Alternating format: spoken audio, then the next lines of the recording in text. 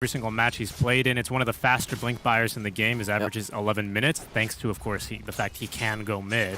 But he buys them as soon as I think we saw like an 8 or 9 minute blink, right? So I'm looking forward to seeing Dark Mago rotate, because if you haven't caught a Thunder game yet, oh man, does this guy love jumping in blind and just throwing down spells. Yeah, it's true. And Mars is a great hero for this. I feel like they've kind of understood that when Dark Mago plays the more farm-intensive heroes I like sometimes, like the Bat Rider and Kunkka, it's okay, but it works much better when you play these space creators. Again, Mars or the Tiny that he's so well known for, because he likes to play like a Maniac, and when you have lower net worth, the Maniac plays are much, much better. The lane, however, I can't imagine being that great for Dark Mago. It's kind of even. It's going to be definitely a farming lane here, unless someone makes a mistake. Yep. Like Armel could now. No, not enough damage. Yeah. Oh. Oh, well. He took a lot of tower hits. He thinks he can kill Dark Mago here. Dark Mago actually bit off a bit more than he could chew. One last hit from Armel. He had the Fairy Fire, and that's going to save Dark Mago.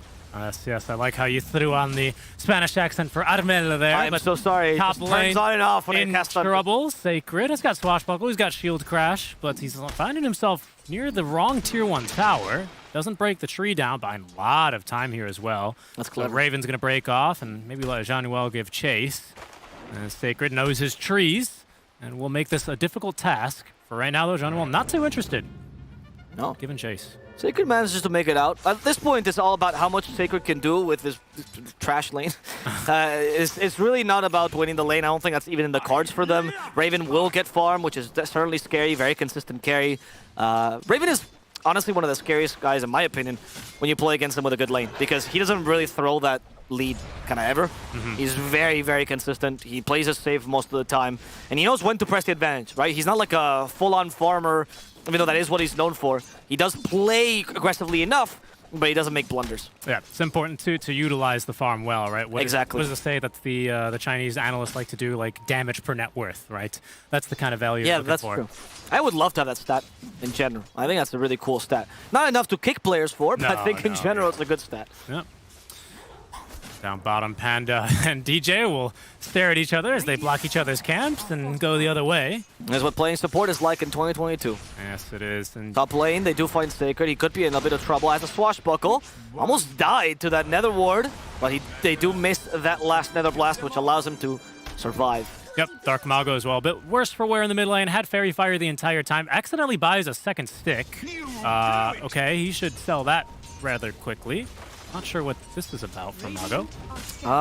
You know, I think he misclicked when he was in the shop. I've done this before, and I buy stick. I don't know why it happens. It's like I buy clarity or stick when I misclick when I'm typing.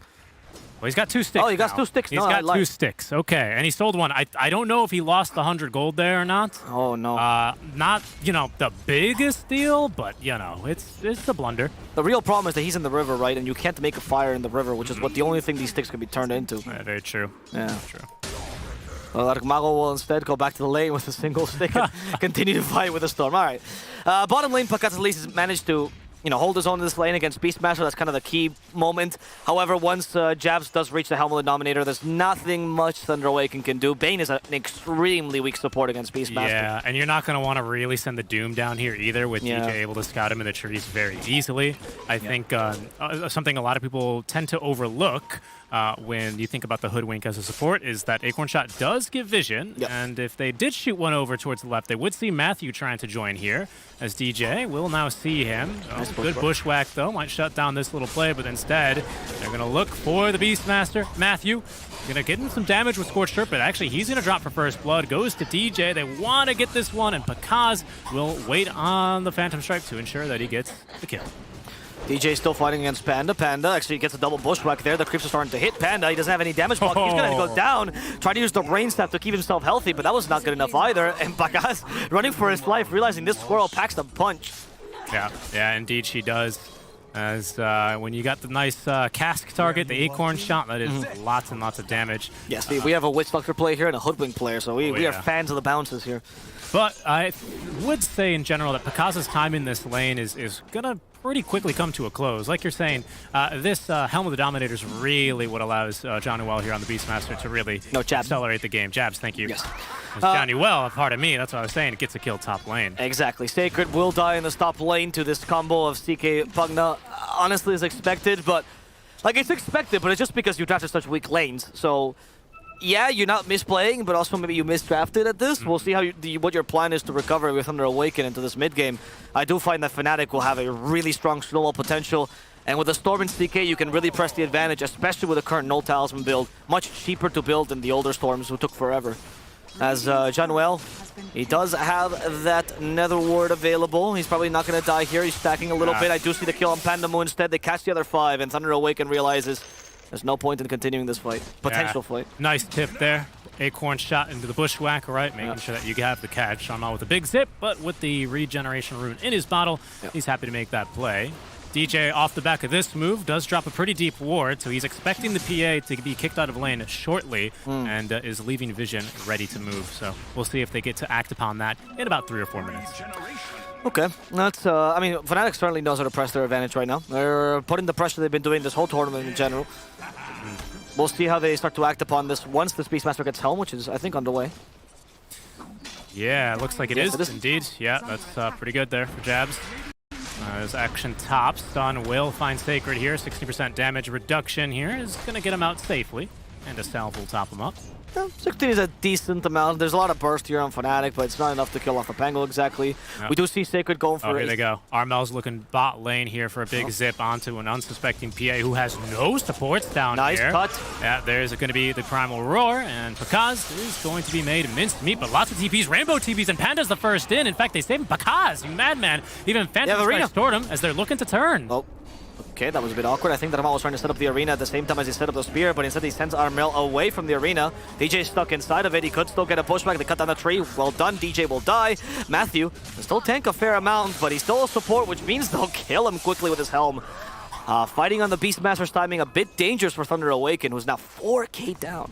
Yeah, this is starting to look really, really rough, right? Especially because this is a 4 that farms phenomenally well for what he is, right? He's still a Doom. Yes. So this net worth is even actually a bigger difference. Yeah. When you kind of take that in, of course he gets to utilize the net worth, right? But he's still looking pretty bad here, and Armel is looking for more action. All right, he's gonna die. Unless, ball lightning, there we go. Go up to the high ground instead of a static remnant. Got him. Even the Invis rune, there's a sentry there, but Armel's immediately going over to farm the mid wave. Okay, Thunder Awaken needs to cool their head, to be honest. They're being a bit too hasty. They're missing a couple of spells, honestly, which is not common in Dark Mago. And you just take a moment to breathe in, because Fnatic, I think the pressure has gone to them. Yep, there's pressure top and pressure mid. We'll take another look at this jump. Takakh's cutting the tree a bit too quickly there. Can see it on the second go around as the Nightmare. Let's look at this damage. Auto attack in the air. Fairy Fire may have been enough, but Takakh certainly kept alive there by the plays of Panda. He's a specialist on these save kind of heroes. Always prefers the ABBA. It was Fairy Fire and Magic Wand by the way for Takakh, which is why he healed such a ridiculous amount. As we get Dark Troll Summoner. Lovely creep, this guy. Oh, but Skeletons have 1 less armor, though. Oh. And you can get, I think, only 2 stacks of them now instead of 3, but, you know, still incredibly strong, as we can see. Yeah, take down a tower quickly. And now, honestly, Fnatic could play this Beastmaster as a Broodmother Light. They're going to go top lane for Sacred even, and he could be in some trouble. There's Raven, he makes the call to go. Armel TP's in and Fog, and that's as easy as a kill as they come, really. Not really a game right now for Thunder Awaken. Thunder just not really respecting these strong lanes. This is at least something. They will move in to take a small stack, but only the one, not overstaying their welcome. Yep. Yeah, I mean, the CK, of course, one of the strongest laners, right? Maybe bar a troll. He can continue laning. He can fight on his own with the max sustain build on Chaos Strike. Like, you do have to respect the kill potential this guy has with any +1. Okay, at least he's going to be able to farm a little creep wave here. And that's all they really can do. I think farm, try to cut lanes best they can. Unfortunately, your 2 supports are not very good at it. Yep. Doom with Scorched Earth can sort of commit it. But and here's the ward paying off, right? That DJ plants earlier. Nightmare. Oh, the good effort was made, and they do at least force the roar, but the kills go into the creeps. When you commit roar like that, man, it's like you know that you're so far ahead, you don't even need to kill the cores with it. You just want to get kills and objectives. And that's what he does. Beastmaster rotates from bottom to mid, the more common move these days. Take the tier 1 mid, open up the map for your team. Yep. That's textbook rotation, right? Jabs rotating on through, gets a kill with a ward that DJ plants earlier after he ganks mid. Now they look to siege the tower. Thunder, though, still have some pretty decent team fight with Sacred showing now. Level 6 Arena of Blood and Rolling Thunder at the ready. Important for Fnatic to give some respect to that 5k net worth lead or not. Takakh, though, is going to try and make sure he can farm this one up. Ooh, he's Close. Yeah, close call for him, and in fact, might be close still now. DJ's not going to give chase here, looks like. He's still going for the Battle Fury, which means it's going to take forever for Takakh to get online. I'm assuming he'll have to skip the Desolator and go for BKB instead. It seems that way, and that will make his fight versus the CK that much harder. I think, you know, the Storm you can cut through relatively easily, assuming you have the jump and the catch from Mago. But perhaps even a Fiend's Grip, right? Which we haven't had yet, as Panda's still only level 5. So Thunder really need to get something here to enable a move. And right now, I said, commented on the blink timings for Mars. It's going to be a pretty average blink timing for Dark Mago's Mars, which sounds decent, but for a mid lane Mars is a little bit below average, really. Yeah. It is, especially for like Mao, who's a big mid lane farmer, right? Yes, he occasionally gets a couple of kills early, then proceeds to farm. Pandamu dies in the top lane to Raven. As in the bottom lane, try to defend here with Matthew. They do have the sharpshooter. Matthew is dying to the skeleton army. They'll still have the Doom though, and in fact, Takakh sees the opportunity to at least kill a creep. That's all he's gonna get. No potential to actually turn this around. Yeah, I think he dies actually if multi-shot on tower is not used. Yeah, for sure. So he's kept alive. This is a Doom with a magic wand and Tranquils, positioned for Doom. Also going for Blink Dagger.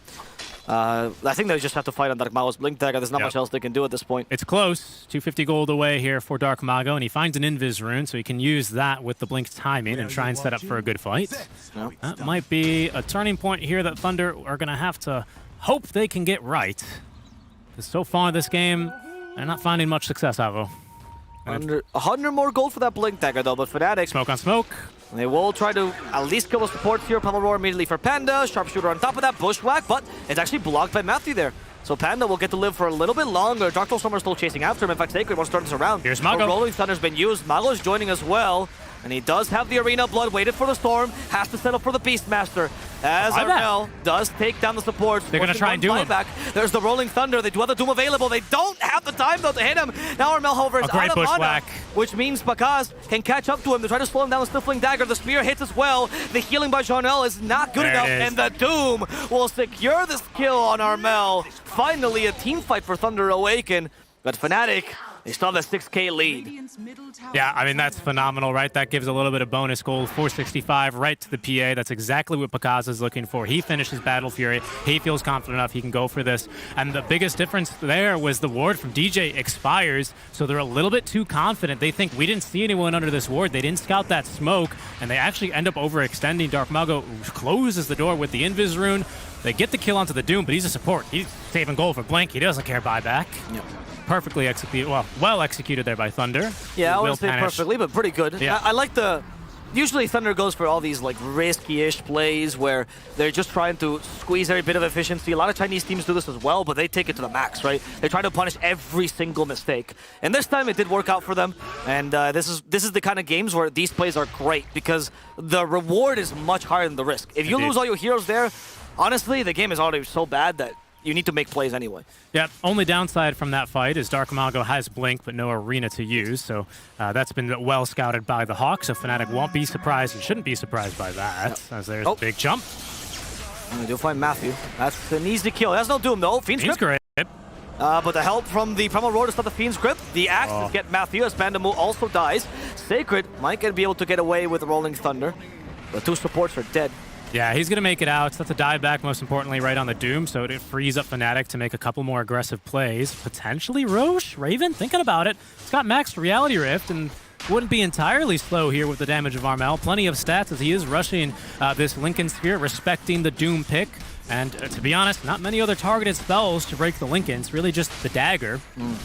So that's going to be basically allowing him to skip BKB entirely is what it feels like, especially at the pace of this game. And that Roche is dead before you know it. Okay. That's given to Storm, which indicates a fighting Aegis, right? Yes. It's not necessarily to take towers, you're going to be able to dive as much as you want. Yeah, probably one of the better first Aegis carriers in the entire game, coming back with full HP, full mana. It's so hard, right? Almost no other hero utilizes that so early. Sacred has a timing here, though, on the Blink Dagger. It's being fetched to him now by the Courier. DJ cuts a wave top. Armel, by the way, if we talk about the Storm a little bit more, he is Lincoln Zing this game. Yeah. So that, as you said, that means that we're not going to see the 4 nulls, I presume, with this build. I think it's actually much be more of a tanky Storm, right? You're right. We're going to see probably 5 nulls and the BZM. You know, you're absolutely right. I mean, the BZM. Yeah. I mean, it could be right. I don't know if we'll get there because, to be honest, the 5 null strategy is used when you're losing the game. And at the rate this one's going, especially with his Fairies Trinket and the smoke, Fnatic, they would like to apply some pressure. The scan, it's going to pop up red, and there's the jump. Takakh, though, gets the blur off just in time as he blinks over to the wagon. Armel not quite scouting him. Instead, Panda will have to take the death in his place, as well as Matthew. Lots of action. The 2 supports keep dying for Thunder Awaken. They just need to tank these ganks to give their team some space. Takakh is going to be finishing the Desolator soon. Yeah. Or has it. He has it, in fact. Yeah, it's being touched now. Not bad at all, actually. It's space. Yeah, it is space. Takakh has carried worse games before. This is Thunder doing the best that they can really hope to do, which is avoid these kind of ganks and make as much space as you can while only, you know, losing the excess baggage, which is at this point the supports, unfortunately. That's how that one works out. Deso here for Takakh, I believe soon enough. Not sure where. I guess not. He needs one more Mithril Hammer. Okay, you know what he's done? He's thinking about BKB. He's holding on to this hammer as he quickly realizes, oh my god, that's an Ancient Black Dragon pushing my high ground. I might need to fight earlier than I'm ready. Okay, there's the swash. So as the bushwhack. As Matthew dies first, that means no Doom. They cancel out Lincoln as well. They have a potential Fiend Script, but of course, the Age is still on top of him. They want to kill his first life. They did it.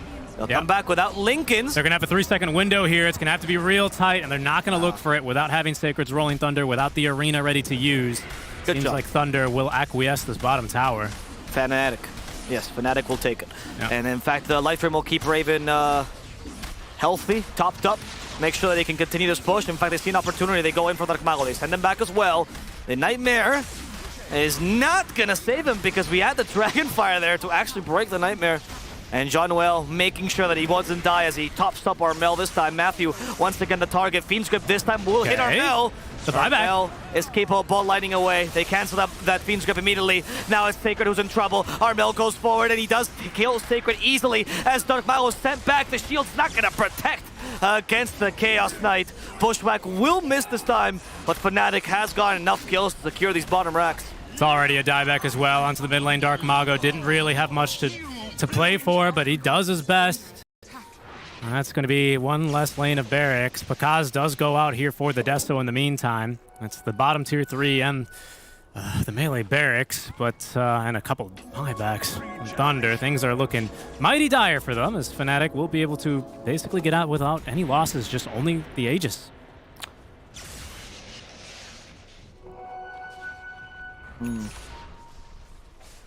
We'll see what plans Thunder can come up with, honestly. I just feel like they're going to be run over this game. Yep.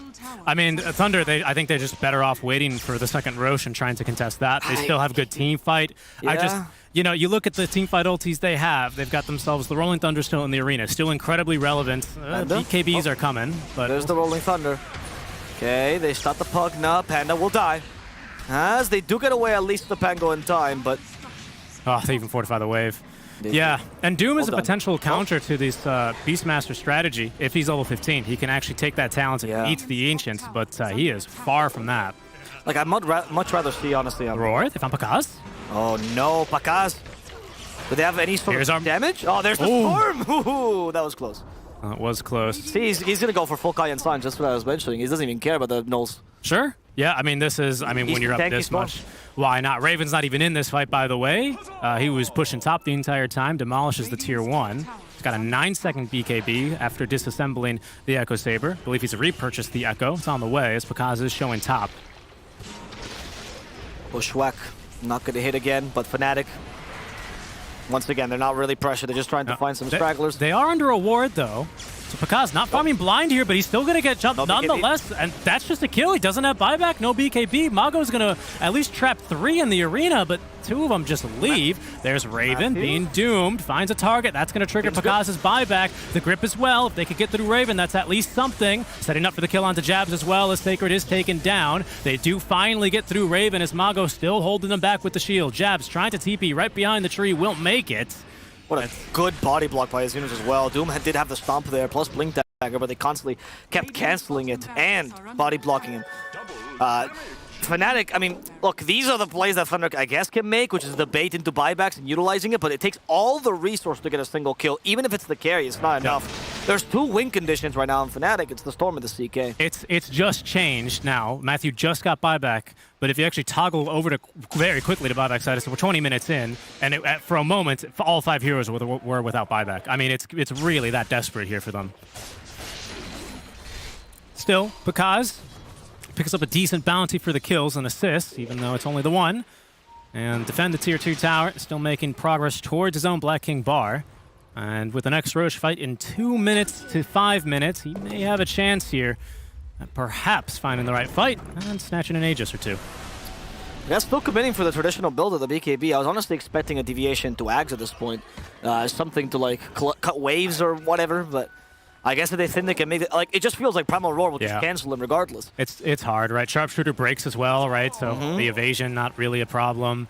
They're already being split pushed. I mean, in fact, they lost bottom barracks in the fight, the ranged ones, to creeps. So you do get rid of it, right? You get rid of the Sharpshooter, so at least the BKB can help you with that. True, very true. They get the Storm in, Electric Vortex, Takakh Mago, they sent back. And once again, they send him back like this, not even Sig can survive, or can help him survive, rather. No. Oh, that Primal Roar cancels him too. And the tower will fall on top of this. Fnatic, that's another lane of racks for them. And they know for a fact there's no buyback on Dark Mago because it's still on cooldown for another 3.5 minutes. And Armel, he's going to go a diving, finds a panda, and Raven's going to eat a panda. That's so quick. That's 3 dead. GG. Yeah, I believe so. Yeah, there's not much else to it here. Thunder Awaken. Don't get much out of this laning stage. Yep. And Fnatic don't take long to close it out from there. Frankly, again, to quote some other people, I've been saying this, in panels and everywhere, meta's about who runs at you first. And right now, Fnatic ran at them, and Thunder Awaken went for just a poor draft, I'll be honest. Like, the Doom Pango choice to go in the offlane destroyed their lanes. I mean, Pango mid and Mars offlane would have been maybe a little bit better, but it's just the Doom 4 did nothing this whole game. And the the Bane, there's a reason why he's not being picked these days is as first pick. TSM is doing the same thing. They've completely forgotten the Bane first pick because of the Beastmaster potential, right? Yeah, Beastmaster kind of shoehorning them into picking a laner that can even, sustain in that lane. Even and Pakat's fine. And he did fine, but it's a slow hero, right? Yeah, and you have a completely slow draft with weak lanes in general, because Mars is an okay laner in the mid lane, but there's matchups that are better than Storm. It just felt like it was over from the start, honestly. Thunder did a couple of decent plays, but the way the Thunder likes to play anyway is I bait you into going to a bad fight, like we saw this a couple of times. I buy back or I do. Matamba Man forced to use the first. Let's go with with TSM while we are waiting for the game number 2. Wait for a sec. I'm just waiting for. Welcome everyone. I'm G6 and welcome to my YouTube channel. Streaming.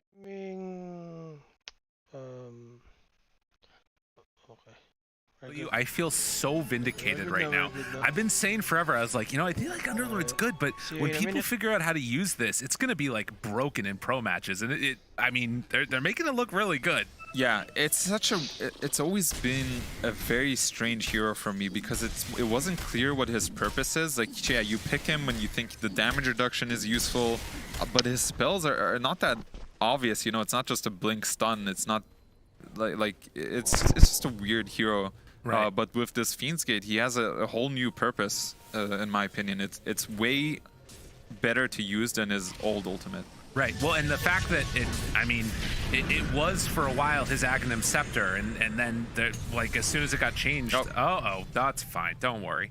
He hasn't been playing for a couple days, okay? Yeah, it happens. I don't know if they've seen it on Liquid, but I don't think they're looking to do anything until Zai gets his BKB. And when he gets his BKB, what they're gonna look to do is someone has to kill this Rubik, and as soon as the Rubik is dead, somebody's gonna yell, Zai, go! And then Zai's gonna unleash the black hole. So I think that's how Liquid's gonna win it. Oh, nice catch by Tomato there. They do have a beautiful lane ward set up by Dubu to make that possible, but yeah. And then guess what? Everybody's here. Oh, Bryle Bringing got on caught over out. Bryle, trying to take him down. Pops the BKB, wants to get out of there, but will eventually go That's down. a big kill.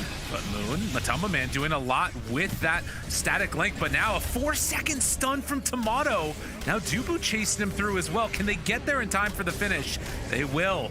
Matumba Man goes down. They take down 2 now, and, well, still looking for more. Mickey, he's going to escape. Still, that was pretty good for Liquid. They buy time for this Enigma to farm his BKB. They kill Bryle, the very fast walking sack of gold. Yeah, exactly. So I really like that play by them. They keep going back to this enemy triangle because that's one of the only quote-unquote safe places to farm. TSM is like, get the hell out of there, but they were able to strike back, so really well done by Liquid, and Zai gets his BKB. And this is opening that window where they at least have an opportunity to try and take a fight. Having BKB Black Hole is really important. Now, granted, there's still this problem, which is Moon. Moon has a Force Staff. He's trying to get into the Aether Lens, still a ways away from it. If he can be there when that play comes out, when the Black Hole finally is there, that he can maybe make a turnaround play happen. Yeah, I'm sure as a caster, like, having an Enigma in the game is probably your favorite thing in Dota. That's great. And then there's a Rubik, so it's like even more hype. Oh, yeah. Maybe it's never going to come into fruition, but we'll see. We got to keep an eye out for it. Like I said, Liquid definitely needs to find this Rubik. If they can kill Rubik and Zai still has, everything ready, that's how I think Liquid can come back into this game. So yeah, we'll have to keep an eye out for that. 10K gold lead right now, and you can see it's 80% or so into the favor of TSM, but there's a way, there's opportunities here, and for Liquid they just gotta play and execute cleanly. Yeah, I note that while it looked like in the pre-loading screen that he had the camel instead of the horse as a cosmetic, but it looks like he changed it, which is a little disappointing because I love the camel one. The camel awesome. So that's kind of a sign of not a very experienced Kodo player. He's a bronze on the hero. Cool. A bit disappointing, Bryle, if you're ever going to listen to this, but it's okay. You're still doing a pretty good job. So good all job. Good. Just fix the camel. Come on. Yeah, put the camel on. Gotta happen. I mean, well, I don't know if cosmetics alone are going to help out Liquid, though, considering where it's at. We got to see them get a really clutch combo coming out. Matumba Man does, as we said, also have that refresher BKB. So that's something else. If he can sort of survive the big burst that comes out from this Underlord, it'll be a nice answer. But already having that level 20 talent, the reality of Pierce's spell immunity, things could get a little bit spooky here. And also almost has Scotty done. It's being brought out right now. Yeah, Tomato's kind of been quietly farming up a storm. And everyone's positioning kind of around this Roche. Saberlight. Yeah. Runs into Insania. Moon with the lift, but Zai! He caught him immediately! He knew right where he was! Oh no, you can't show yourself like that! And now Saberlight going to fall afterwards. Matumba Man, no, he misses! BKB! He missed uphill! Unbelievable! And now Matumba Man is going to be the one that's going to get caught. 3-second stun, pulled back in, and killed off. They had all the recipe for success in the world. The Fiend's Gate is here. Oh no! Oh, it gets out. Just barely able to get out there on Sania, but oh god. Jeez, oh man, that that is so sad. Like he walks back thinking that Underlord is already dead. Then he's like, wait a second, I need one more hit, and then he actually misses. Underlord gets away, and then he refreshes on the Razor, but he doesn't get the second BKB off. He gets stunned by CK and just dies. And what I thought was a very good initiation by Zai. He found the target. He found the Rubik. With one more. Yeah, exactly. Mickey does have BKB. He should be okay here. Yeah. Okay, he's fine. Yeah, that was a great initiation by Zai, but just yeah, well done by TSM striking back. Yeah. I mean, of course, you look at the flub a little bit by Matumba Man, but the other thing is, like, TSM is there to back up their boys when things are given the opportunity to pull it back together. I love this right here. 3 lanes, Chaos Knight, Illusions, catching all the waves. Yeah, the map is getting choked out. Roche is going to respawn in 5 seconds. They do have a creep scouting it, so good job, Dubu. He's been silently owning this game, I think. Yeah, starting early from taking over those Eidolons and making Zai's game that much more difficult. It's not often I feel like we see the Enigmas bottom of the core list. Usually it's because like there was a position 4 to start. But does have Midas with the BKB going and trying to get towards Lincolns. And I guess at that point you can play a little bit more freely with your black holes as well. Yeah, when you have the Lincolns, I don't think there's anything that can break it except Rubik. Reality Rift. That is true. That's interesting. Yeah. So, I mean, if he does get BKB and Lincolns, his job is no longer to find the Rubik. It's going to be to find Tomato or Bryle.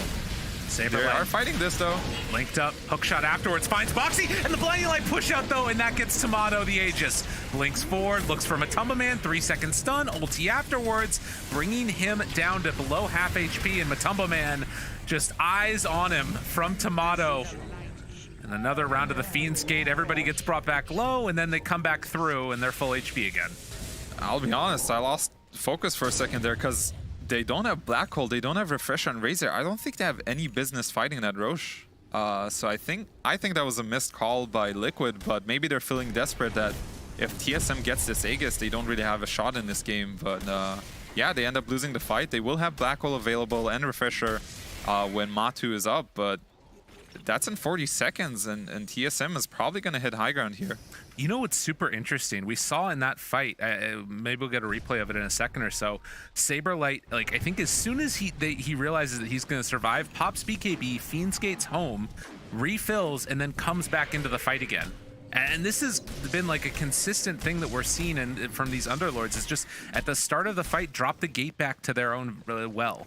Yeah, there's so many possibilities with this hero. You can use it to chase the enemy when they're trying to get away. If the fight is looking good, if the fight is looking bad, or you know, your HP is low, you can just go back to the fountain. It's like a way better X mark. There we go. And we're gonna see a replay of it as Matu gets the link out and almost gets the Aegis steal, but nice push away from, I believe that was Coddle. And look, just he down at low HP, and he just gets out and then comes back in after. Yeah. Still another good usage of the Fiend's Gate. Again, there's so many possibilities. I want to play this hero. Brief the game is position 5. There you go. I love it. Everyone will report me, but that's okay because I'll have fun. There you go. I mean, that's the thing that's interesting, though, right? Is like you sometimes do see if there's like something that's just very obviously really good, and a hero starts getting pushed up to higher and higher in the priority list. Suddenly, you might see it played as a sport. Is there any chance? Oh God, Tomato just jumped on him. Yeah, I don't think that this hero will be played as support just because this hero requires items. Okay, but fair enough. You know, one day. Anything's possible in Dota. Anything's possible. He's currently farming the Ancients, and he's like, I can just join with my Fiend's Gate, no problem. Perfect. Yeah, he's got the Blink, the Basher, he's going for Abyssal, so that's another way for them to actually cancel the Black Hole. Even if he gets Lincolns, Saber might be able to, you know, proc his Lincolns with Abyssal, or likewise the Rubik, one or the other. And Coddle picks up a Dagon, so this Coddle is an absolute monster. I don't know how you beat this hero. I don't know. It's looking really rough. They have so much network between Tomato and Bryle. I mean, I've got to, again, like you were doing, commend Tomato in this game. He's keeping track with a Coddle at this point. The Fiend's Gate. Dude, they drop it right on top of him. Matumba Man jumps to Moon Meander, though, and that's a good target to get right at the start. Maybe they can go back in for another round with the Black Hole here, but they're isolating for the moment onto Boxy. Saberlight trying to take him down. Zai, super low HP. The BKB wants to go in and make something happen, but it's too tough. Doesn't have the HP to do it. Wow, that was... They went a little too far in right. TSM. As soon as the jump misses from CK, I think they need to make the call to back off. But Saberlight feeling a little too Chad over there, like dropping the Fiend's Gate, blinking into Zai, trying to bash him and kill him. It almost worked out. Zai was one hit away from death, actually, if you look back into the base. But it was very close to like being like sort of this masterpiece move by Saberlight, but it ends up being obviously not so good. And we do actually have Grimstroke Axe. That's interesting. I don't think it's good enough. Like one CK illusion is not that powerful. You get the Scotty on it, don't you? From the illusion? You should, yes. but it's not like a Juggernaut or something like an Anti-Mage or Terrorblade, but all right, let's see. Boxy chasing hookshot after, and that will be the death of Dubu here. As he eventually is brought down, although Tomato runs in. Reality Rift tries to take him down with the BKB, and Black Hole on the other side. That's what they needed. But Tumbleme gets pulled into two, but the Force Staff away, and Zai eventually dies to Boxy. Now Mickey trying to control one. They've got Bryle in their sights, and they kill him. A couple quick takedowns, and now Tomato also falls. They did enough. Dude, that illusion. It wasn't enough coming out from the CK. The fight was not the way it was supposed to. This with the Fiend's and Gate. now the buyback, they come back in, and now they're gonna take him down. Saberlight buyback and runs in for the fight. Mickey second round has the refresher, and now trying to walk away in the BKB, but the reality rift, and now the back. Mickey, he's gonna get stuns at illusion or creep actually, and Mickey ends up dying to Tomato. So what was looking good for Liquid gets turned around again, and now Matumbo Man won't get lifted. Zai, he doesn't have Black Hole. Yeah, I don't know if he has anything right now. Tomato's too strong. Triple kill, ultra kill. Keep going for more, or just TP back out of there. Leave Saberlight to die, because things have gotten way too wild. What a wild ride that fight was. Oh my, there's so much to cover there. It had started out with like, this Enigma getting the Black Hole off, Rubik stealing it, you know, the buyback with the Fiend's Gate. I'm not even sure who won that fight. I think TSM is overall still happier at the end of the day. Tomato like turning up, surviving through all of it and getting an ultra kill, and he's now #1 in net worth. So I think Coddle dying there was definitely a bit of like a glimmer of hope for Liquid. And I think you talked about the Dark Portrait actually doing a lot of work. I didn't really get to see it in the fight, but it must have been what killed Bryle, I assume. I actually am not even sure if they got it off. It was a CK illusion of Dyer's that I saw punching actually at the end, so I don't even know if he got it off in time. All right, so, well, nonetheless, still some signs of life for Liquid. You know, like, despite the deficit here, they're still in this game. Tries to turn, but Tomato just unleashes terror. That's a DD on CK. You better get the heck away, Matu. Run away right now. There's no way he can fight this one right now. Oh, scary. So Insania dies, does not have buyback. He's pretty important because he gets a Stroke of Fates out. He gets this Aghanim, you know, Dark Portrait out. He's kind of needed for the defense. And the way this game is going, Zai is not going to be able to get his Linken's or a Refresher, and it feels like he needs it to have a chance in this game. You know what's interesting is I think that he actually did get the Dark Portrait off, but we saw in that last little mini engagement that Tomato's illusions just kill it so quickly, right? Because like so much of the power is in the one hero, and you take like increased physical damage that it almost dies almost immediately, it feels like. Yeah, and you have to think, so it might be magic immune, right? The Dark Portrait, but he has the wild, the Reality Rift pierces spell immune. So as long as Tomato realizes that there's an illusion, all it takes is one Reality Rift, and that illusion's instant dead. Yeah. Which is why I also thought it's not the best pickup. But we are gonna have a missed hook shot here, and TSM is just gonna run away. Maybe Dubu's gonna tank it for the boys. Yeah, they don't want to go for that kill either. Yeah, it's too much wasted time. By the time they kill this Ench, backup's gonna be there, and they would have wasted a lot of resources. I mean, it's 4 heroes together getting ready for a Fiend's Gate. Now, there is a way that goes bad, and it, you know, starts with a Z and ends with an I. Yeah. Yeah, the biggest bench press, the biggest black hole. That's the way that you could potentially throw this game if you get too clever with the Fiend's Gates. Now, Zai has a fantastic track record on Enigma, so I wouldn't be surprised if somebody can pull it off. It's definitely him. Trying to get to the Linken's and Refresher here. Yeah, he needs time. TSM looks to be slowing down, thinking about Roche. I do think they're a lot stronger. But, you know, you are playing against an Enigma. You have to keep that into consideration. It's one of the only heroes in the game that can come back from this deficit. And Tomato opting to go for a Bloodthorn next. That's what happens when you just get too much money. The man is just too rich. There's no boots anymore. He's just like, I have too much gold. That's the problems. Position 1 problems. There's a smoke. They see Matu. Nikkei has BKB, pops it now. Tomato right on top. He pops his own BKB. And that is going to be the end of the fight there, although Boxy is going to be the one that gets caught. Bryle gives him the tip afterwards. gem on deck, and Moon will pick that one up. He's about 2,000 gold away from an Aghanim Scepter on the Rubik there too. Yeah, that's a huge pickup. That's even more big plays that Moon can pull off. Is there anything in particular that seems super broken between like the two spells? Between the two spells? Yeah, the spell steal, you get to up to 2 now.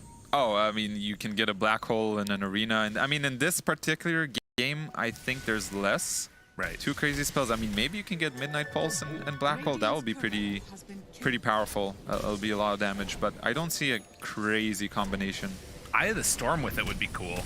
Eye of the Storm could be cool. Obviously, Spear is always great, but as a Mars versus a Rubik, you always need to use your Bulwark after you use any spell. Like, it's gonna be hard at this portion of the game because you need to do, you need to get your Arena and Spear fast. You don't have time to toggle, but yeah, the main hero to look out for is still Enigma, and maybe he can steal Dark Portrait, but there's no real good illusion to steal, so.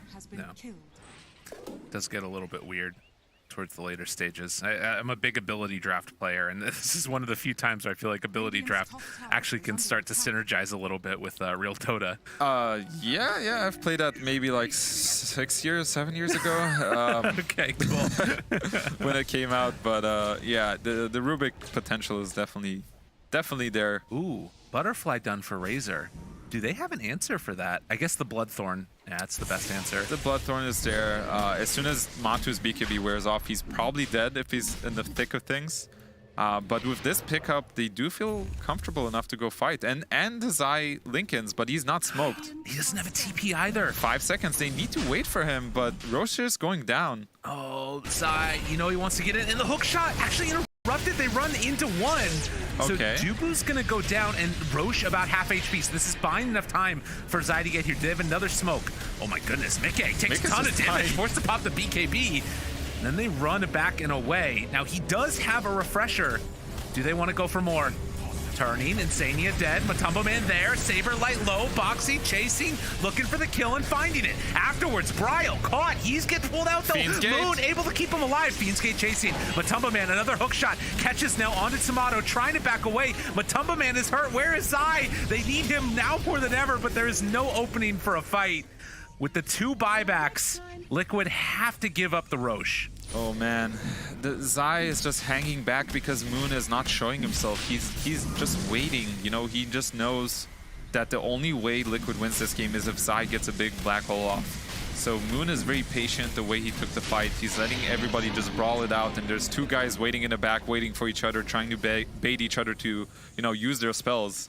And neither took the bait, and it favors TSM considering their lead. So well done by Moon. And also, you know, Tomato is he's just been a standout performance from him this entire game.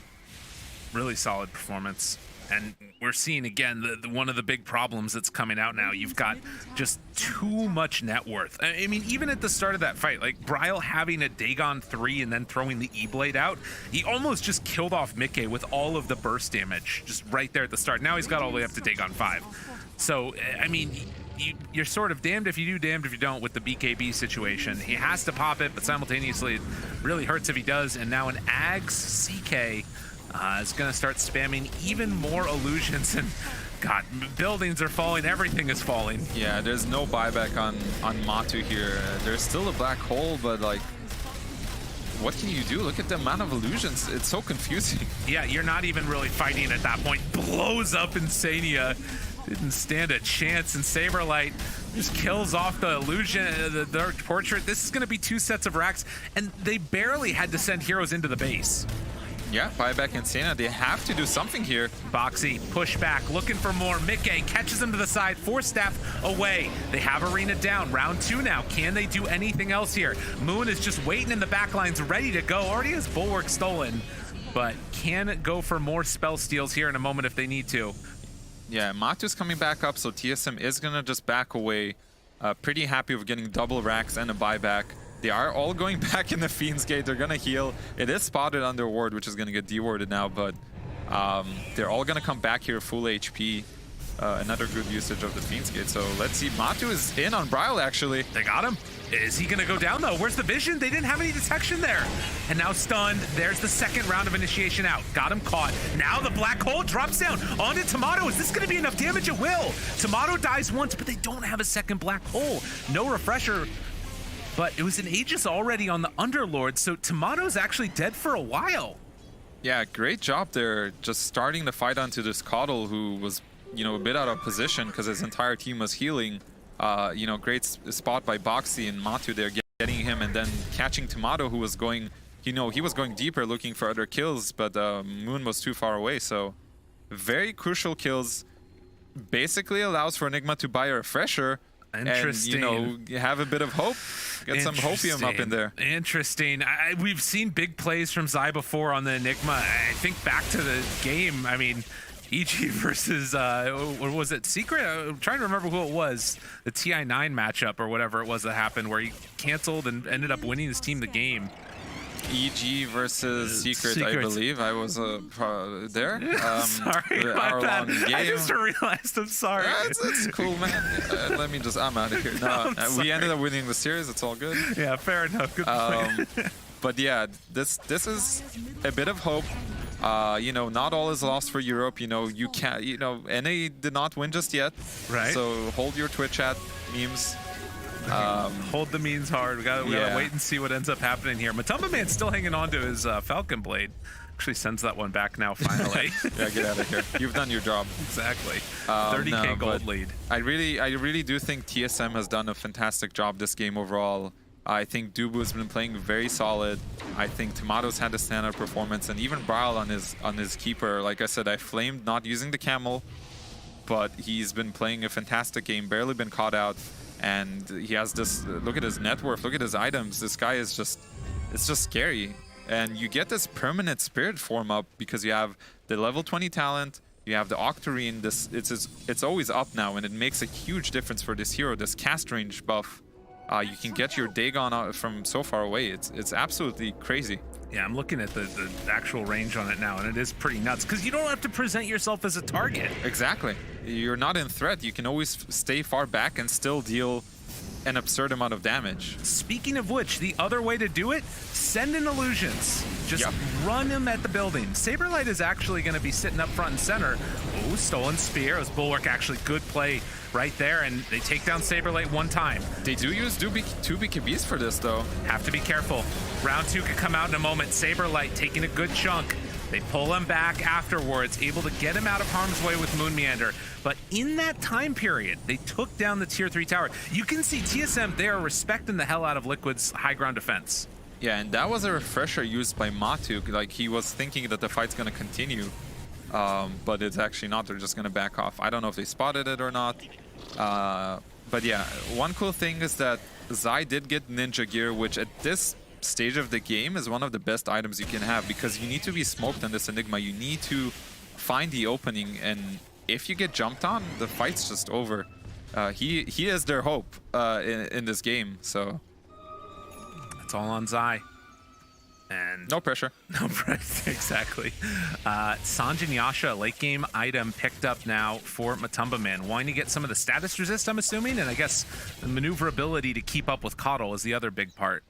Yeah, there's like a bunch of annoying stuns on the side of TSM between the Chaos Bolt, between the Pit, the Rubik Lift. So like just being able to get a little bit of status resistance, I do think is a good choice.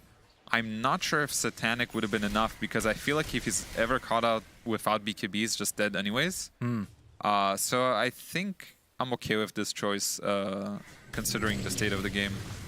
And Matumba Man, I mean, he is getting towards also the Storm Surge shard, which is kind of interesting. So it's when you cast single target spells, you're going to be dealing a certain percentage damage, and then I think that it's a movement slow as well. Yeah, so it's like the old passive from Razor a little bit. Yeah, it has to be one of the worst shards in the game, I'll be honest with you. Okay, cool. But I guess he has nothing else to do. Like, he could save for buyback, but does it proc on? I mean, I don't know. I'm wondering if it procs on items. That's the other big thing to watch for. I would assume not, because I think it says spells. I've like never seen this because nobody buys this. Right. I'm thinking they do have some single target between, you know, Chaos Bolt and Rubik spells, you know, Coddle with his abilities. Maybe that's why, and that little bit of slow could be helpful because it does hit 3 targets. So, you know. Ooh. I guess the other thing is that if Rubik steals a spell, it might reveal where Rubik is and cancel his blink. Yeah, that's probably the thought process here, but let's see if he actually commits for it or not. Yeah. Theorizing this kind of F tier shard here, but you know, it's desperate times for Liquid. Yeah. It is. 52 minutes. Yeah, he is level 25 on this Enigma. He gets the +5 demonic conversion Eidolon, so this is going to help push out lanes in general. So I just want to sort of, again, recenter where we are. We just saw a 40,000 net worth lead get, you know, obviously the game was basically over. For some reason, that feels different for me in this one. Do you think that there is still a chance for Liquid here? I mean, giving it 83% still. Yeah, they have a chance. And they caught Tomato. Oh my god, this is the one! They got him! Tomato jumps in, and now Dubu in some more trouble. Matu trying to run him down. And so just like that, Liquid, they find 2 key pickoffs. They don't even have megas yet. There's hope. Europe, there's hope. It's not all lost. You can, you know, hold your heads high, possibly. And you know what it was too? They were playing a bunch of other TSM heroes on the other side. They laid down that Fiend's Gate thinking they might go through, but if they do, obviously you just have a second black hole. Yeah, it's very scary now, and you can see like this entire game, it's like a mind game between, you know, no pun intended towards mind games. It's Moon versus Zai. Like Moon actually opted for the Octarine core, probably just to lower the cooldown on Spell Steal, so you know he can Spell Steal, proc the Linkens, then Spell Steal again, and actually get the Black Hole, because Black Hole has a longer duration, right? It's 4 seconds. So this might be like some 5-head, you know, the 7D chess here. Wait, repeat that one more time. Tell me what's going on here. So Moon buys Octarine core. Yes. The normal cooldown on telekinesis is 4 seconds. Okay. Or sorry, not telekinesis, spell steal. Yes. It's 4 seconds. With Octarine, it's now 3 seconds. Okay, so 3-second cooldown on spell steal. Black hole. 4 seconds. 4 seconds. So he is gonna be able to cast spell steal twice while Zai is casting a full black hole. Okay, so then Zai would have to refresh mid black hole to try and stop that from happening, which is also insane. Yeah, there could be a lot of things. Like honestly, at this stage of the game, like everything I say is like kind of out the window. Right. There's like, you know, pro players, we're used to 40-minute games max. Like when it passes 50 minutes, I don't know what's going on anymore. There's a random Fiend's Gate, you know, Liquid's now doing Roche. Saberlight, he's thinking about going through. Wait, he actually goes through. He went through. The damage reduction, will it be enough? Trying to stay alive. Meanwhile, the back line, they jump in, they pull back one. Mickey in some trouble. He's down mega low and is gonna get dropped. So it ends up working out. Saberlight's mad dash to Roche through the Fiend's Gate. Yeah, Saber Chad over here just giving his team the vision he needs, and Mickey got caught out without the BKB, so he just dies. He does have buyback though, and I wonder if Zai still wants to contest this. It's dangerous. He does have refresh on cooldown for 20 seconds. That's kind of a big deal. Can they get there? Obviously, need to get back into the fight quickly if they want to bring in the Mars, and he doesn't have boots of travel, but does have the gold to buy it if they want to take that fight. Hook shot in, finds one, blink away from Tomato, the big stun onto 2, and then the black hole onto 1. Can they get him on his side? Tries to get it, he's able to steal it! Round 2! Modi did it to him! Oh no, for Team Liquid, but the buyback in mass. Boxy trying to do it, Roche, it's still very, very survivable. Mickey turns now onto Saberlight, trying to kill him. Stolen Bulwark! Dude, Mickey covers his spells every time! That's nuts! Triple buyback. This fight is not over. Everyone's buying back. Even Saber has buyback. He has the Fiend's Gate. We're gonna see a re-engagement here. There's one more black hole from Zai. Can he make this happen? What does he have left? They don't have that much. Rocket Flare's there, hook shot in afterwards, and the black hole round 2. Moon trying to steal it, but he isn't gonna get it. The black hole's not available. He breaks it and then stealing black hole. Can Moon turn this? He wants to do it desperately, but he ends up dying. Has to buy back. Run in, round 2, finds Dubu, trying to kill him. Mickey thought about chasing through the Fiend's Gate. That's not where he wanted to go. Saber Saberlight dead, 4 more buybacks. What else they have left in the tank? Liquid take down a couple and no more Saberlight for 2 minutes, but they want to rush Roche. If they can keep them back. Wait, can they actually do this? I mean, Liquid's out of juice here. They don't have anything. No black hole, no arena. I think you have to give it up. And Tomato is too strong. They get there too quickly. Oh my god, there's a lot to recap here. Saber is just dead for, how many buybacks do we have? Buyback status right now, only one. There is only one. It's only Brile. Coddle, only the non-camel rider. Okay. So Hey man, thanks for the subs. I actually talked about happened, which is hilarious. That is kind of insane. So he did actually do what we talked about, right? He gets the Octarine, he spell steals, procs the Lincolns, spell steals again because it's only 3-second cooldown, steals the black hole, gets a great black hole off, kills Zai, they mass buyback. And then what happens is for the second black hole, Moon's black hole is still on cooldown. So even though he did the same thing, it was still on cooldown. It was cooldown for 50 seconds. He does not have a refresher. And he queues up the refresher. Oh my god! The 7D chest continues. Dude, I completely forgot about that. It shares the cooldown, of course. Yeah. So he can't black hole a second time. And despite TSM getting the Aegis here, there are no buybacks. This means there is a win condition for Liquid here, and they're feeling it. They know that Saber is down for 30 seconds. They're playing aggressive here with a DD on Matu. This game is completely open for both teams. I think this 30k gold lead doesn't even matter anymore at this point. What matters is the wave pressure that TSM has because they're going to get more information on the map, but this gold lead doesn't mean much at this point. What an insane series of events. I don't even know how to begin to look at that. Check the win probability real quick, but we might have a fight, so I'm distracting you. There's a fight breaking out. It's swinging back the other way. They're ready. Zai goes in, doesn't black hole. Wait, refresh again. Wait, what? Going in? Round 2? He didn't even use it the first time. Use the black hole? Zai didn't opt to go for it. And now no buyback, though. They gotta run. They gotta run. Backs away, Brile. They're moving in with the rest of them. Linked up, Boxy taking a good chunk of damage there, and will he go down? Yes. Black hole! Black hole there! Zai jumps in onto both, but they're keeping Matumbaman out of the fight. He was so slow he couldn't get on top of them. TSM, they might live through it. They got black hole, but it didn't matter. Tomato, is he too strong? Can he take down the rest of them? Wanting to run and fight. And Ike is just going to jump out. Matumbaman pops refresher, hoping to go for round 3, round 4, Saberlight down low, but Tomato is there. Pops the refresher now, Satanic. Tomato, he gets him down. 3 dead, no buyback. I think this is it. Finally, this game is gonna end in what a strange fashion because he blinks and he doesn't use the black hole on Enigma. Then he refreshes, blinks to the side, and you know it's just not enough when he got the black hole. Like you said, Matu was not nearby to deal the damage, so nothing ends up happening.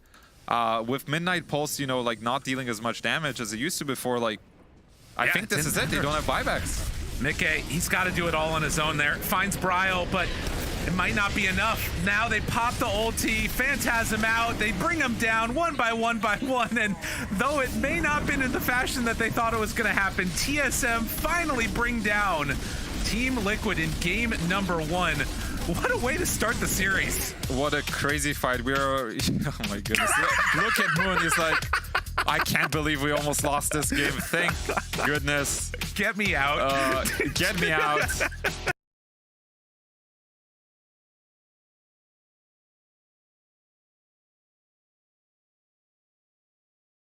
That's a really, really big rotation. Both supports coming over the 6-minute rune. Level 6 ready to go here on the Mars. And fast Now transition Thunder, lang tayo. I think they can Mabilis ang start transition to lang. say, yeah, we get to play some Dota Pero this ang game. ganda ng And that's laban where eh, they no? shine. Ito naman tayo, Fanatic Because they at do saka play Thunder. very, very well with Takakh by basically playing as 4 on the opposite side of the map of where he is.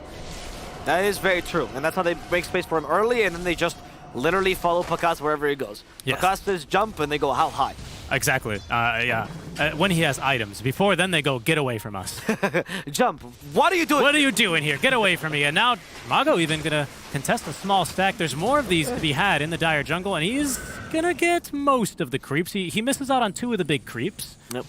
Panda might be called Panda, but he's more like a lapdog, really. He just follows whatever core that he thinks is the strongest right now, and currently is starting Takakh, and he's been disturbing this Coddle's farm, and they've been doing a decent job of countering Armel, not through heroes, but rather through strategy, which is impressive because Coddle mid is honestly looking really strong right now. Yeah, I mean, Coddle still, you know, he's going to be the richest hero in the game. It's no surprise. His GPM still but pretty untouchable. is matching him, though, which is impressive. Yeah, and again, every single little bit of gold that they take away from this Coddle that they put on Mago, even if Panda takes it, but Thunder are going to be very, very happy with that.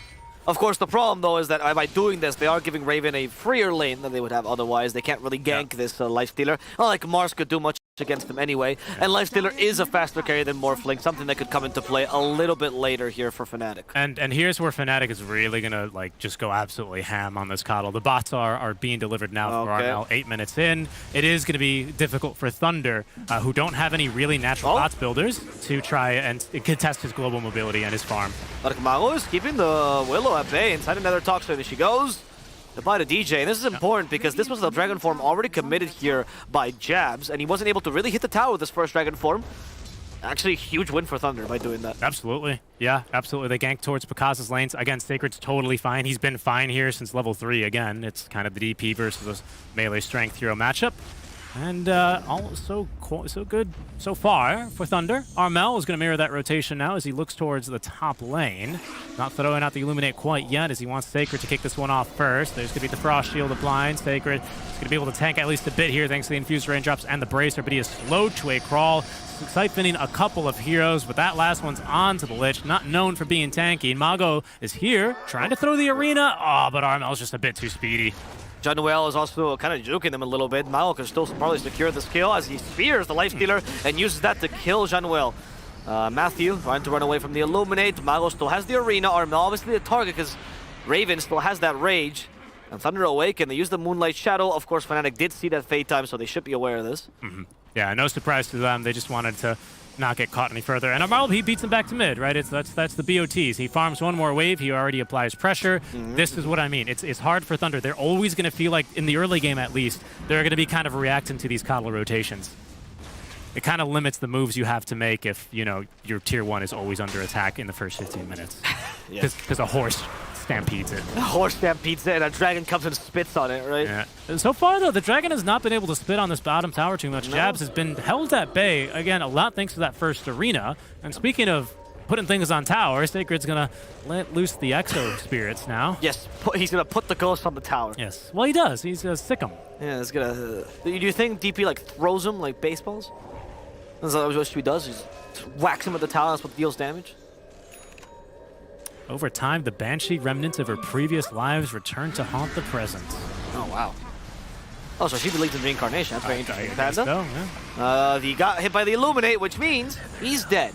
Welcome to Coddle Gaming. Yep. And meanwhile, back top, Sacred, the Reiki's pulled back the Ghost, so it's going to allow Mago to get this tower. With Arena of Blood in tow, Fnatic not really too interested in contesting this push. Instead, they're more eager to potentially get a catch on the Pakaz. Again, a bit difficult here as he simply starts strength gaining, and yep, that's their kill attempt. Fnatic needs to buy crystals to protect against this DP. They do against the past lives of the DP. Dark Mago is very close to that Blink Dagger, so this time they are looking like they'll be able to make plays, and Pakaz is going to be going for the stats build we talked about earlier, that Manta style into Scotty. Let's see how that works out. You know what I completely blanked out on is that Coddle is a vessel builder, and it kicks ass on him. Oh, and he farms it incredibly quick. I mean, that's a good point. This is still the item that counters Morphling, isn't it? Yes. So what Pakaz needs to do is don't fight at all until you get Manta style, right? Pretend like this is just a PvE game, because Fnatic is going to run at you. Raven is close-ish to his armlet, right? Once he gets that, I think you can start putting pressure if you want to.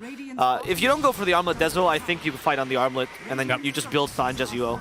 Okay, this is where Fnatic can finally look to now up the pressure versus Morphling. As we saw before, I mean, an Invis, Willow, she pops up, she hits you with Curse Ground. Oh no, I'm going to be stunned in 4 seconds. No threat. However, Blink Dagger for Jabs, which is on its way, is a big threat.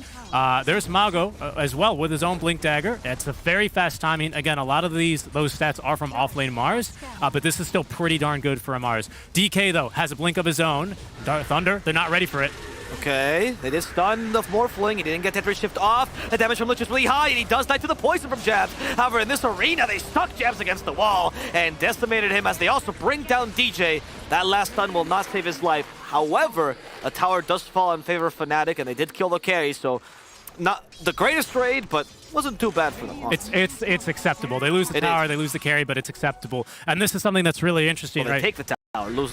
Oh no, you're right. Sorry. No, they lose the tower. Yeah. For Thunder, it's acceptable, right? This is something that's really interesting because if you looked at the Blink Dagger timings, especially for DK Mars, DK usually gets his a bit earlier and much more consistently. The standard deviation's super low because he's not really played mid anymore. But for Mars, it does differ a lot. Usually offlane Mars, they buy, double Bracer because they're not naturally tanky. But this is a mid lane Mars. He's a lot faster, and I think Fnatic are on the receiving end of that one.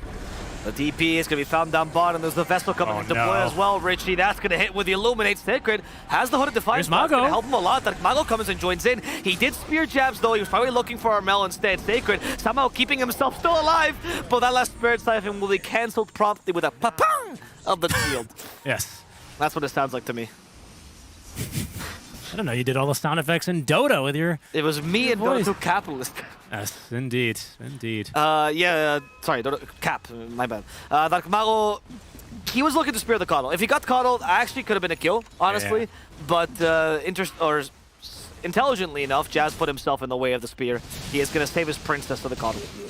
And now Jabs is making great progress as well towards his Fireball. He's going to get his next items, BKB, Ag Scepter, whatever he really feels like, extremely fast. Yep. So this DK, this is where he does have the advantage over something like an offlane Mars, because DK with that Fireball, he farms like a madman. Mars generally doesn't. I mean, Mars farms good, like on the baseline, but it requires so much mana, right? Yeah. And also, when you're at mid-Mars, I don't think you have the liberty to just go and push out waves. You kind of want to be active with your team. And the problem, of course, happens with Sacred, where the TP farms okay-ish, certainly not as fast as the Fireball, certainly not as low commitment as Fireball, because you need to Crypt Swarm the wave twice, and that means you need to stay there for quite a long time.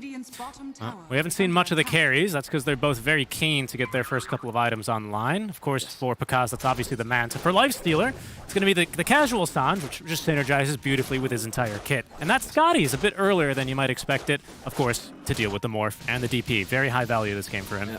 Takakh would have maybe considered the BKB, right? The Vessel as well as a secondary item, or just to deal with Coddle in general. That Scotty might deter that idea. I wonder if Morphling will also go for his own Scotty. Smoke breaks. Mago, he's in. But Jean-Noel is so quick on a Sinister Gaze. He stopped Dark Mago's initiation. He has to settle for this Lich, punishing him for transgression. But in fact, Jabs stunned Dark Mago. He did get the Spear off, but that's not going to be enough. Terrorize on top of this. Dark Mago's been punished. And Matthew falls with him. Sacred, he bit off him more than he could chew, went into the Lion's Den, and he got torn to shreds. Yeah, he did, that Lion. He thought it was a Kitten's Den, but it was certainly a Lion's Den, diving past the Tier 1 tower while it's still up. Very aggressive move, right? And this is why we like to cast Dark Mago. He makes these plays. Fnatic, though, they're ready. They're in position. They were smoking themselves, actually, so maybe unlucky for Thunder, but Fnatic also have their own timings you have to consider. And it's just a great counter initiation. Shout out to the supports. DJ and Jean-Noel, they save their spells here until they're just needed, right? Yep. You can see the Terrorize gets pump faked once or twice. Finally, it comes through just to guarantee these couple of kills. And that's good. That's the problem with these kind of initiations from Mago, right? They either work and they look like he's the smartest man in the game, or they turn out like that and you end up scratching your head a bit because what could you have done? Yeah, and Matthew now gets found out as well, so another easy kill going the way of Fnatic. This is not what Thunder Awaken was hoping for. And Dark Mago, when he does these initiations, he tells his teammates, let's go, cowards. And his teammates sometimes follow him to his death. They've learned that Dark Mago will do it whether they say no or yes. Very true.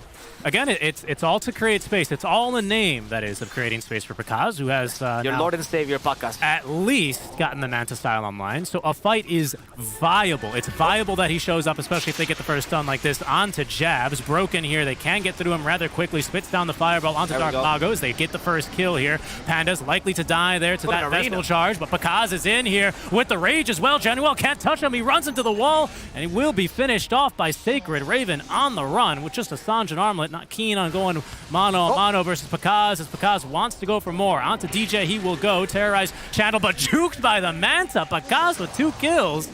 And he's ready to fight on just the Manta, Avo. That was so good, Dark Mago. And this is the beauty of this player. He initiates on you, and you go and say, is he throwing again, or is he actually making the play of his life? And that was the splatter in this case.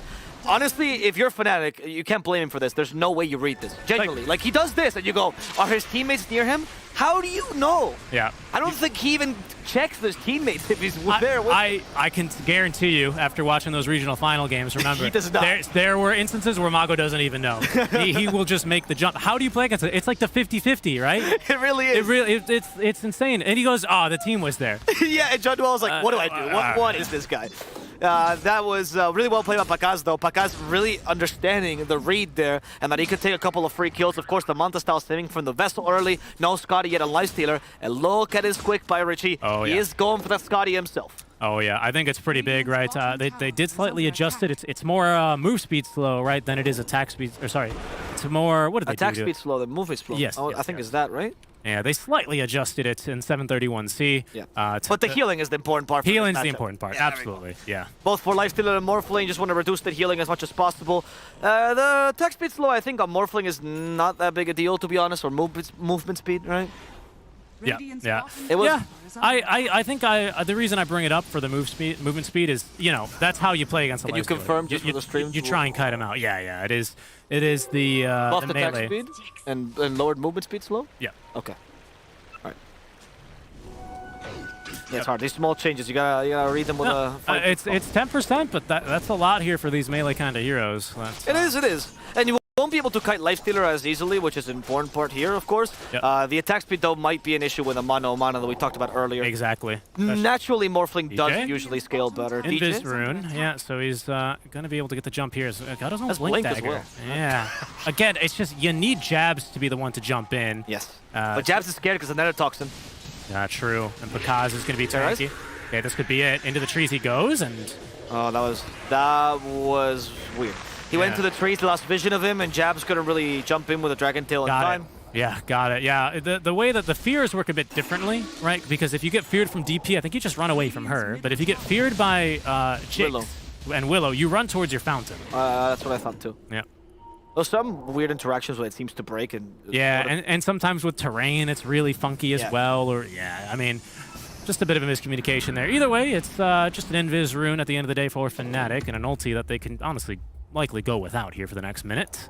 As we've entered a bit of a lull where both cores, again, they would like to get their Scotties up. It's the race, a drag race even, to the eye of Scotty. Armel, in the meantime, he's happy to continue farming the entire map. Richest hero in the game. Yeah, Armel, what can he do with his farm, though? He's gone for a BKB to survive this onslaught from the Mars as well, so now he'll be able to leave the arena. For sure, that Mao has his number now. Matthew actually reveals the smoke, and did they see him? Oh, well, now they will. Planting a ward. They're going to see Matthew. Matthew tosses the arrow. Yeah, did make that. Okay, Thunder Awaken saw him on the ward at high ground. That's what I was asking, actually. Yeah, so well done by Matthew. That saves him completely. I mean, it wasn't really intentional, but good positioning, I guess. Yeah. Thunder would love to fight when Mago finishes up his BKB. He's 800 gold from it now, but that gives him a much better fighting chance in these team fights, making sure that Coddle doesn't just kill you with a salvo of spells, basically. And we have extra level 2 now as well, so we're hitting the stride for Sacred. They do take a free tower down bottom, though. It's tough because regardless of what we're talking about in the items, currently Lifestealer is just stronger than Morphling. That's the nature of it. He does much more in these fights because of the rage. Morphling needs a little bit more time. The second item is going to probably make the change. And something we haven't mentioned is that, you know, Armel is free to farm Raven is free to farm as he just was down bottom, right? Oh, mid. They found Sacred. Terrorize hit. They hit with the Illuminator as well. The Bedlam Sacred, thanks to the Hood of Defiance, is still alive. Wow. Sacred tanking this whole thing, but I think he will live. In fact, thanks to the Arena Blood, Chaz is also in trouble. Oh, he lost his princess, or his Willow in this case, and now the Knight goes down as well. Yeah, that was a really, really good counter initiation. That time it was Fnatic who go a little bit too far behind a tier 1 tower, and I punished with some great rotations. Arena of Blood, sure, just for the DK, but again, while your core is off farming safely, you're happy if you're Thunder. Yep. They are getting ever closer here to the Scotty. They're just about dead even, so we're very likely for a big train wreck of a fight, Avo, in terms of the Aya Scotty timings for both of these heroes. The true essence of SCA versus SA. Timing, strategy, who cares? Go 5-on-5, and whoever's better at clicking spells, that's whoever comes out alive. Okay, double BKB for Thunder, right? They now have one for Sacred, one for Mago. This is going to be big for them. We can see the hectic call. Oh, Sacred has it. Oh, wow, that is huge, actually. That is big, yep. Coddle, of course, he's got one for himself, and this DK is a bit further behind the rest. With this Scotty coming up momentarily here for Raven. I don't think Fnatic are going to wait for this. It's getting about that time where first Roche becomes the objective for both teams, and you know, you set up that 5 minutes, you know, farm your next item, take tier 2s, yada yada yada, right? Yep. The song and dance, but there's one team that's radiant in every single game, and they have the advantage. I do. And Thunder Awaken. And they've got the BKB advantage right now. Yeah. And the Ayascati. Takakh has purchased it. They Thunder. also have it on Raven. No, they don't have it just yet. They actually could use a small window opportunity. It's for tiny. a huge team fight. It's tiny, but that is the strongest hero this match. For Dark Mago, always banned, but this time they look for the fight, and they're going to fight Roche, the big guy. Okay, so they go for the safe option instead. Trying to look for a kill is a bit difficult. Fnatic setting up for this fight. There's the blinding light to annoy them, but they didn't hit Takakh. Was well positioned here. Scotty's ready. Raven's on the way. Raven is on the way. However, this Roche is falling quickly. The Exo is taking it down. Terrorize might hit Sacred. Sacred's going to hit the Takakh went out of the pit. He still has the Exorcism. Takakh's out of the pit. You're totally right. Mago. Sacred's almost about to die. Mago creating some space. Takakh's to face the Roche. He just got back. She got the Aegis. And Mago, he's still keeping the enemy team at bay. They're getting jabs arena. too. Mago might die. No, he's actually surviving just barely. Raven in trouble. Scotty is ruining his life. They go for DJ next, and he is not going to be a good vehicle. He just crashed on the side of the road. One passenger trying to escape. Takakh does not want to leave him to live. Raven, luckily with a rage, will allow himself to go back home safely. Yeah, but Armel is just the entire time casting these big illuminates on the backlines. He ends up picking off 2, I believe, towards the end of that fight. And he doesn't even use BKB, so he conserves that, just playing the coddle like he's supposed to be, long-range spellcaster, just kind of demolishing things. Takakh makes the move to just get out of the pit as soon as he sees Terrorize. Don't believe it would have caught him here. I think Raven's choice to immediately leave that team fight made that team fight so much better for Fnatic than it had any right to be. You can see it here, right? Because of the arena, they actually keep him at bay for so long. He goes and fights for a little bit, and the moment Roche falls, Raven, the ever-consistent carry, gets the kill on Mars, or tries to, and then just leaves. Yeah, again, it's Armel. He gets it, not on this one, but he just keeps throwing these horses over, man, and Mago's got nowhere to go. Horses. Can you imagine if you just see an old man on the side of the road and he just keeps throwing like ponies at you, dude? Yeah. What would you do? You slap him. That was the choice that Mago chose. I mean, very little else you could do, I suppose, if he also solar binds you and he can't move, but, you know. What would that be in the real-life equivalent? Oh, the old man's bald and he flares you with his eyes, right? There we go. With his bald head. There we go. Krillin style. As Takakh's quite happy with his team fight went, because I think he determined he is stronger than Lifestealer currently, and Raven starting to feel the anxiety about that. Yeah, I don't think he quite has the damage to right-click through him yet. No. But he will. It's a slow but eventual win for Morphlane. This does get scarier for the Lifestealer when the damage items come online for Morph, right? And right now, what's he got flying towards him? See anything too crazy here? Just the crystals. It's bang for your buck, and as you can see, it's quite fast here for the Morph. They have to pull, of course, from the patch average because not a lot of Morphlane. I think the first one of the tournament here. It is. This is the best bang for your buck, I would say. Yeah, first time this major. There we go. Oh, wow. Awesome. New record. New record. Takakh's best Morph in this major? I'd say so. I'd say so. And the worst one, though. Yeah, he really does. Yeah, and he's also just statistically average, so it's hard to say. He's everything, man. He encompasses Morphling itself.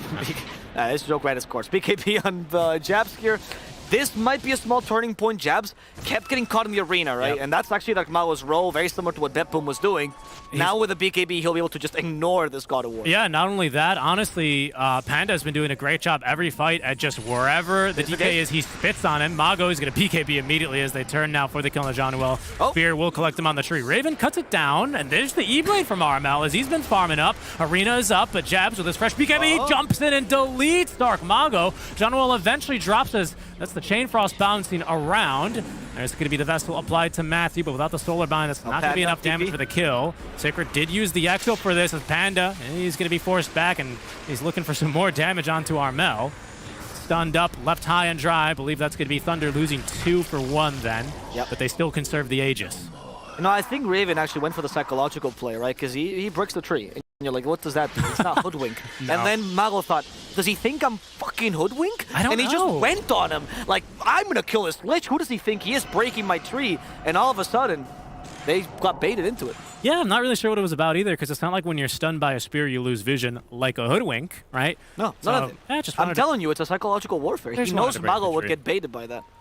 And I guess he did. It was for his own vision, I would presume as well. Right? Yeah, right. Just in case they Lich kill him. dies. Yeah, exactly. Yeah, just in case he dies. That's the real analysis. But you know, we like to make fun. DD here for DJ. As right now, Takakh's nothing in the quick buy. He's sitting on a pretty decent amount of gold here with 2K. Raven's got the Satanic clearly set. That's that secondary dispel, and of course the lifesteal amped by Sanj, right? With Feast, it's a lot. It will help him in the 1v1. It will. I mean, the secondary dispel can be kind of useful when you're trying to regen a bit because Morphling might be like, you know, hit Scotty, run away, he doesn't reapply it. All of a sudden you dispel the Scotty and you get like that extra second.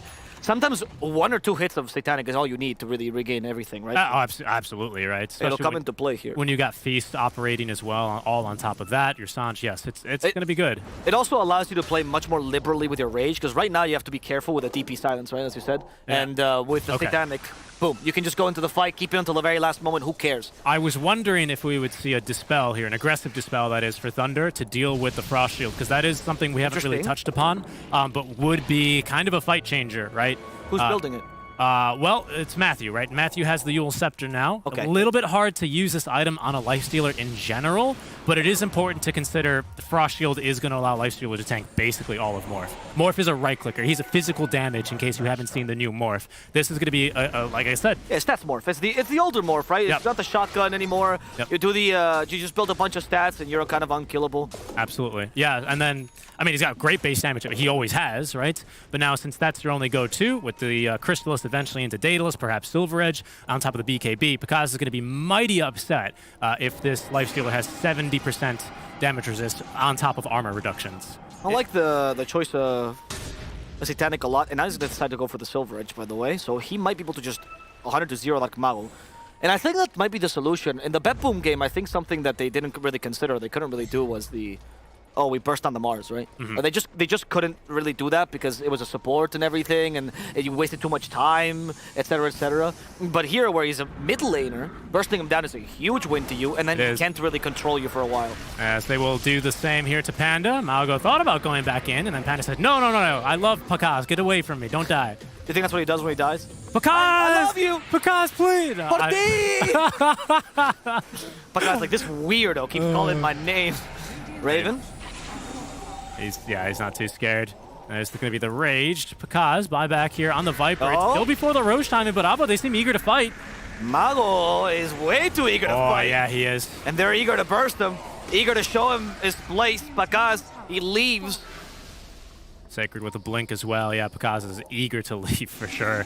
Yeah, again, I was a bit surprised Thunder were so keen to defend the Tier 1. They still have top, they're Radiant, right? So, of course, they want to be looking for this next Roche fight, not giving up too much control, but they still have this ward for 30 more seconds they can place, the one that's Scott and Armel currently. They have a top Tier 1 as well, you know, that they can play around, so... a bit of an unnecessary death, and one of the biggest differences on why it's so much easier to nuke through a mid lane Mars is mid lane Mars a bit more of a spellcaster than the kind of tank that an off lane Mars is. He's going to refresher here from Mago, right? He realizes it's all about the spears, getting that secondary stun, continuing to lock down these heroes, more so than, you know, tanking TB shots or tanking the gyrocopter flak cannons with my active bulwark, right? Yeah, that's true. It's gonna be a rough survival, though, for him as a result, because, yeah, you're right, double spear, double arena is going to be a huge idea, but once you get Silver Edge, I feel like you kind of need to tank at some point, or they just burst through you, and this is what I was telling you. He's just a really prime objective. I think the idea of not going on the enemy tank is long dead in Dota as long as you have the right items to deal with him, you know? And this is a good example of it. And even then, right, it's not like he's the only traditional quote-unquote tank in the team, right? So Sacred is very, very difficult to kill. No Yule Scepter, mind you, right? But a BKB and now a Blink Dagger to help his positioning. Even Panda, like, he's a 5. Like, he's a tanky 5, you're right. He has Glimmer Cape and Force Staff. Hell, the Morphling could be considered somewhat of a tank, you know? A risky strategy, but that could always pan out, because I think too many times we've all played against Morphlings who have just simply... Yeah, that's why I think the first target is Mars, because you get rid of the arena, and then that's it. And Dark Mago's always playing so front. This is something that Betboom also did, by the way. Sorry, I quote this team so much. That's it's really good. Fun to watch. Yeah, so they figured out that against Dusa, because teams will actually tank so much with the Dusa in the front lines, if you just kill her first with the Mars Arena, you win. And it sounds simple, but it's a very good way of baiting how the enemy team plays. From Thunder. As Sacred will be the first one to lead. Dark Mago. There he goes. He goes for the crazy play, but he doesn't get it. Takakh, however, does burst down DJ. As Sacred Okay, he's in the middle of this fireball. There's the arena finally coming out, and there's no rage on the Lifestealer currently in the backlands. They also They're on to protect the Armel. model. That's what they wanted the whole time. As Sacred and Mago just annoy Raven. Raven realizing, oh no, they killed my mid laner. Jabs is down as well, and Raven has no rage. He's forced to go into a creep, but that creep is made out of paper. Now he's stunned and feared and killed. Triple kill for Takakh, and that's the execution you expect from Thunder. Yeah, Takakh's just kind of, he's the widest guy on that smoke gank, so to speak, right? He swings around from basically here, it The seems. widest, all right. The widest, the most wide. Yes, Okay. that's correct. You know, like the wide walk, you know, the meme. Sure, and yeah. he cuts down DJ. Armel's in a very similar position. Again, doesn't get the BKB off. Wouldn't have really saved him. And everyone else is kind of distracted by Mago and Sacred, the two quote-unquote tanks we were talking about. You could see, right? He enters the fight from a perfect position, and the tanky cores, at least for Fnatic, are up front. There's Armel. They see him, and they kill him basically instantly. Like, the only reason I think Takakh even went close to them was actually to get the rage, right? Like, morph into Lifestealer and Yes. get his rage, right? Yes. And that's how he just killed Kotl. BKB or not, there's nothing you can do against the Lifestealer Goal Frenzy plus the Scotty that Morphling had. And this is a serious push, eh? That we're catching picture in picture. That's a tier 3 tower down. I agree, eh? They use whatever was left in that Exo, and they get through the tier 3 and likely the melee barracks without buybacks. Roshan is going to be up in 15. They have Panda. Yeah. He's just parked in the pit scouting. Finally, he's going to leave. Look at these hosers, they could do nothing to stop These hosers, they could do absolutely nothing. Mago now goes to the A on this, so that's going to give him the tankability we're talking about, because he's starting to realize maybe my role is not so much of million arenas. He's not the Roman architect this game. He's just kind of the guy who who takes the punch. Okay, this is a bit of a risky fight. This Elder Dragon form activated. Armel giving chase. They know for sure Roche is up. Mago is going to whiff the spear. Armel's first BKB of the game now. Yeah. Matthew and company eating a lot of damage from the Illuminate, but they will disengage as Armel's BKB wears off. And likely Thunder here looks for the re-engage. I don't know about that BKB as well. I mean, it was scary otherwise. They have the Infest Bomb. This is not the best use of Lifestealer these days. Here goes. As they go into the Roche pit to try to steal the Aegis. Can they accomplish it? No. Takakh takes it, and the arena gets Armel again. He had no BKB this time. Armel, he's feared. He's going to hit the wall. He's going to die. Jabs also falls, and this poor Lifestealer sent up in the air. He does have a rage, but no TP, so he can only deal with the supports right now. Sacred could be his target. The help from the Terrorize. Takakh, though, has slowed him down thanks to the Scotty, and Mago with his Revenge Spear. They even forced the X off of Sacred. They all fighting Raven. Raven is strong, but is he strong enough? Takakh will show him he's certainly not. Dark Mago finishing off the last unit here, which was the Lich, as Willow managed to make the sneaky escape away. Yeah, big fight for Thunder. They get the Aegis. Armel pops his BKB. You were a bit inquisitive on the timing, and I think it ends up showing there. The arena completely wrecks him. Nowhere for that corralled horse to run off to. And Sacred. This poor old man running into walls. He's couldn't find anything. And Thunder, there's no buyback. I don't think they know, but there's no buyback on a Raven. All the buybacks have been used. DJ's got it in 30 gold, so if he dies, he's likely to have it in but a few seconds. But Takakh with the DD rune is making very quick work of the structures.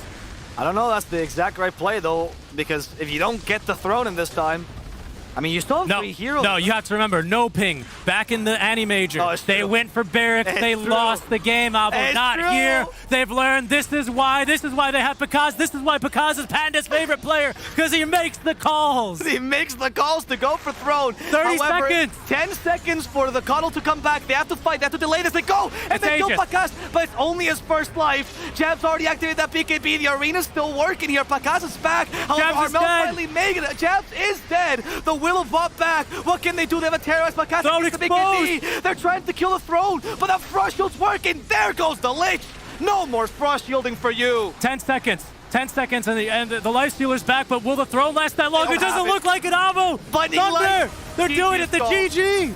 They've evened it up 1-1. Wow. All the horses came that they could not conquer. No. Call Thunder Awaken Mongolian because they just ate these horses up, man. They destroyed Fnatic there towards the end after a shaky game 1. They showed up game number 2. Fnatic, still impressive performance and honestly a very good draft in this game number 2. But they were unable to make this game number 2 work. Thunder Awaken showing us why they became our favorites in the beginning. Yeah, I mean, I think this all happens on just the better item timings. Ultimately, it's better item timings more abused, more taken advantage of by Thunder than it was Fnatic. That slight edge on the Scotty timing. The Manta style, right, from Takakh, immediately, that's a game changer. Yeah. The game was looking really grim, not quite repeat of game one, but it was looking dark. Yeah. That was more the exciting game we were hoping for, right? I feel like Fnatic and Thunder Awaken should be proud of the performance, right? Fnatic particularly, though, I think they did a great job in the early with Armel's timings. I think the lifestealer was very impressive, but there was just a moment where you realized Morphling just beats you in the core-to-core matchup. One of the weaknesses, of course, of Raven, your consistent carry, but if you get beaten in the core-to-core, you gotta take advantage of every single opportunity. And there's really only so much you can do ultimately on a Thank you life for route, watching. And on a Coddle as well. Yun lang siguro yung Agreed. I natin. think Stream natin. Meron pa yatang live ngayon eh. Wala na. Yun na lang pala. That's it. GG. Nicely done. Oh boy.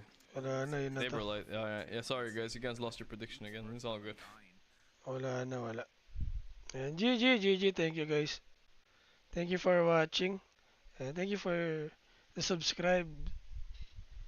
And thank you for subscribing to my channel. Thank you guys. I will end my stream now. I hope you enjoyed it. Thank you guys. Good night. Thank you.